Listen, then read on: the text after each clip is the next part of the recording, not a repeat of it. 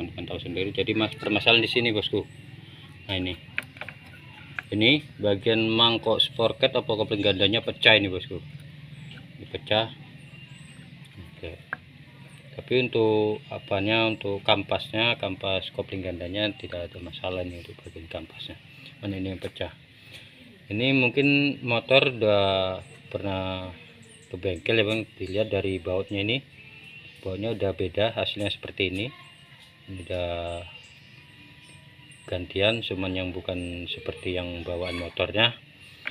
Jadi teman-teman ada yang bertanya kok bisa seperti, kok bisa baja, kok bisa pecah.